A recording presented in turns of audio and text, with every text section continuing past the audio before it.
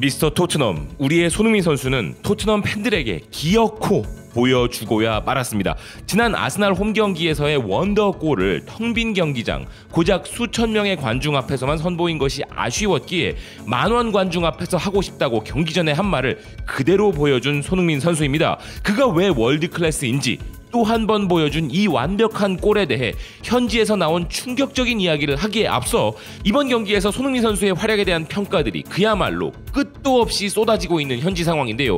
우선 경기 전 토트넘에게 우려가 없었던 것은 아니었습니다. 어느새 토트넘 수비의 핵심이 된 로메로의 부상 결장은 뼈아픈 부분이었는데요. 그러나 재미있는 것은 이 경기 전에 현지 매체들은 도리어 멀쩡한 아스날의 수비진을 더욱 걱정했습니다. 물론 손흥민 선수를 막아야 하는 그들의 대한 걱정이었는데요.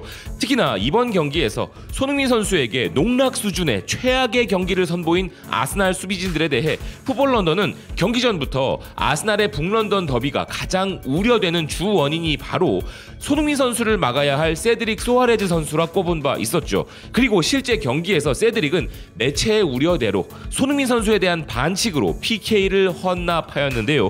아스날 입장에서 세드릭 선수가 저지른 대참사는 겨우 시작에 불과했다고 할 정도로 손흥민 선수를 전담 마크한 수비수 롭 홀딩에게도 그야말로 악몽과 같은 하루였습니다. 손흥민 선수와의 이번 맞대결에서 퇴장까지 당하는 최악의 플레이로 롭 홀딩이란 이름은 현지 매체들의 전부 도배가 되고 있을 지경인데요.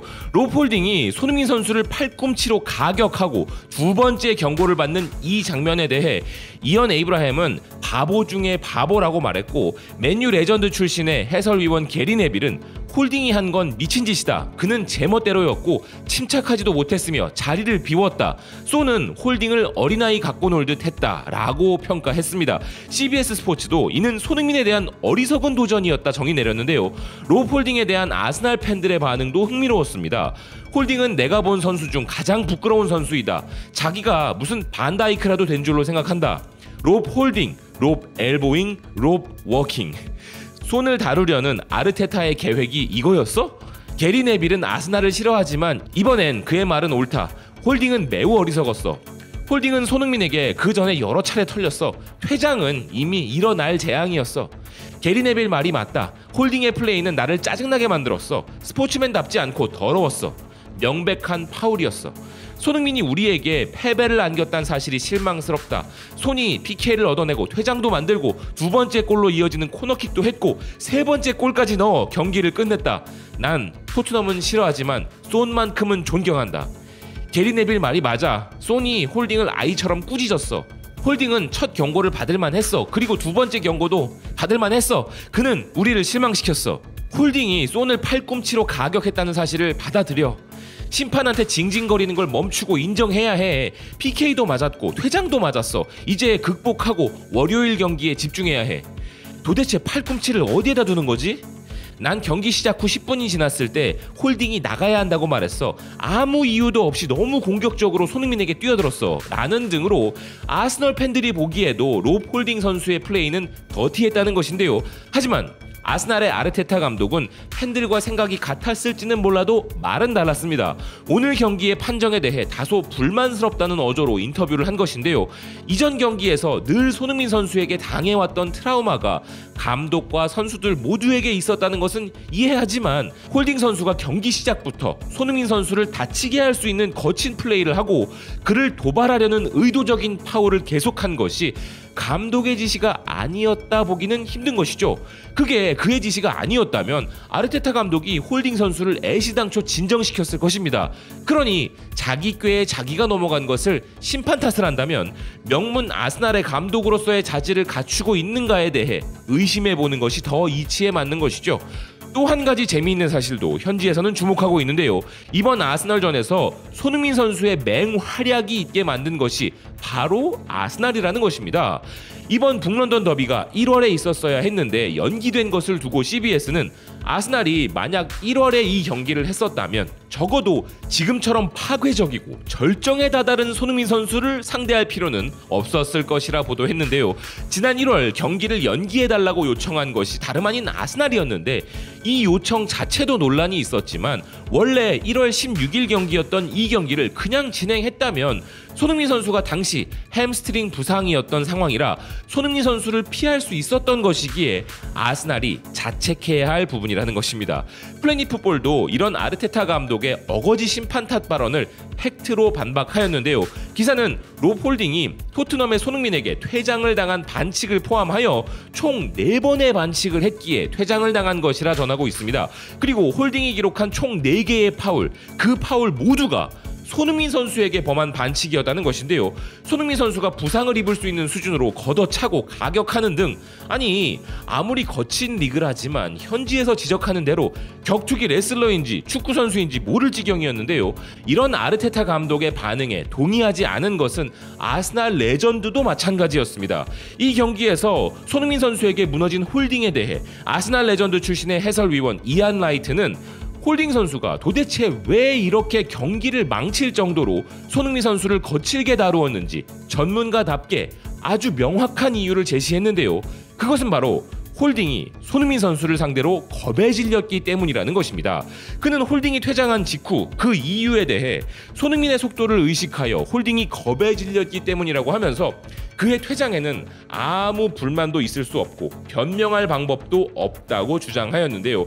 이것이 바로 객관적이고 정확한 분석과 반응인 것이죠. 같이 방송에 참여한 토트넘의 레전드 글렌 호들의 손흥민 선수에 대한 발언도 매우 흥미로웠는데요. 그는 방송에서 손흥민 선수는 말이 안 되는 선수라고 극찬하였습니다. 그는 손흥민 선수가 PK 키커로 나서지 않으면서도 21골을 넣은 것이 논리적으로 도저히 말이 안 되는 일이라면서 대개 20골 이상 넣는 선수들이 일반적으로 PK 키커들이기 마련인데 PK를 차지 않고도 이런 기록을 달성한 손흥민 선수는 잘하는 수준을 넘어서 차원이 다르다 평가한 것인데요.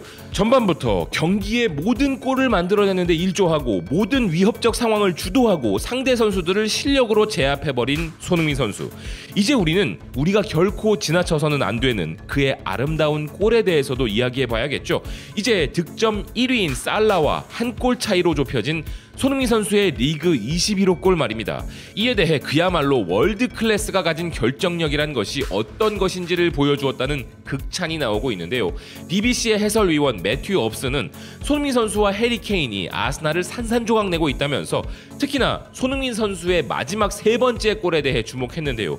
그는 손흥민 선수가 문전압 혼란스러운 상황에서 정말 즉흥적인 마무리를 했다면서 그 상황에서도 먼 쪽 포스트의 공간을 보고 결정한 것은 정말 엄청난 마무리였다고 설명하고 있습니다.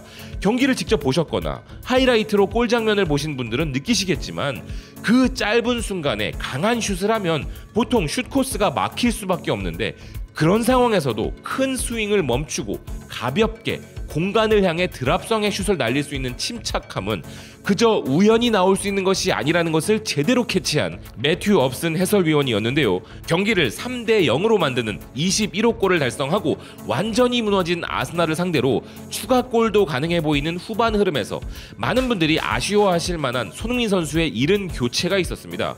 아울러 PK 상황에서 케인이 손흥민 선수에게 양보할 수도 있지 않았나 하는 아쉬움도 생길 수 있는데요.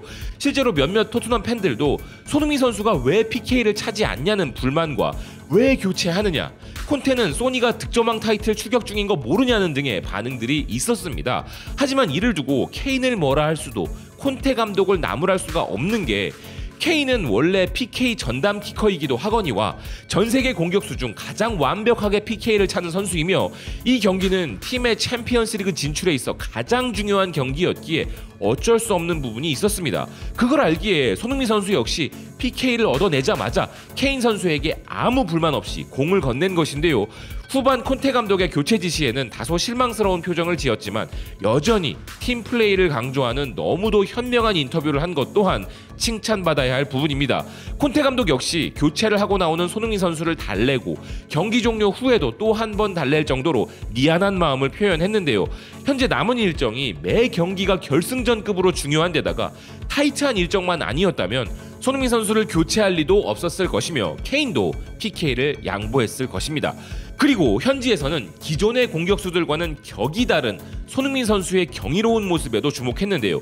스포츠키다는 이렇게 엄청난 빅매치에서 엄청난 활약을 해내는 손흥민 선수에 대해 리버풀전에 이어 그리고 리그 탑4 팀들을 상대로 또다시 손흥민 선수가 활약했다면서 통계적으로도 손흥민 선수가 전반전의 경기를 뛴 그 어떤 선수보다 더 많은 3번의 찬스를 만들어냈고 5개의 파울을 만들어냈다는 데이터와 함께 여기에 PK까지 얻어낸 부분을 집중 조명했습니다.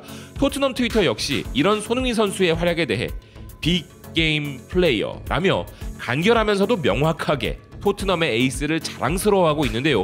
이번 경기 후에 그를 자랑스러워한 사람 중에 정말 진심을 다해 손흥민 선수를 극찬한 사람 중 딱 한 사람을 꼽으라면 토트넘의 레전드 공격수 로비 킨일 것입니다. 그는 방송에서 상상을 초월하는 극찬을 했는데 손흥민 선수에 대해 우리가 프리미어리그에서 본 최고의 선수 중 한 명이라면서 마땅히 받아야 할 공로를 인정받지 못하고 있다고 주장하였는데요. 자신은 레알 마드리드나 바르셀로나와 같은 빅팀들이 손흥민에 대해 언급하는 것을 들어본 적이 없다면서 자신에게 있어 손흥민은 최고의 선수 중 한 명이고 보는 것이 즐겁다고 표현했습니다. 해설가 마틴 타일러 역시 손흥민은 모하메드 살라나 케빈 데 브라이너와 같이 언급되지는 않지만 그는 확실히 프리미어리그의 가장 위대한 선수 중 한 명이라고 동의했는데요. 아직 챔스 티켓을 따낸 것도 아니고 무조건 남은 경기를 전승으로 이끈 다음에 아스날의 경기 결과를 지켜봐야 하는 토트넘과 토트넘의 에이스 손흥민 선수이지만 현재의 분위기라면 손흥민 선수의 절정의 폼이 그를 득점왕으로 팀을 챔피언스 리그로 이끈다 해도 그 누구도 추호도 의심할 수 없을 것이라는 생각입니다. 시청해주셔서 고맙습니다. 또 뵙겠습니다.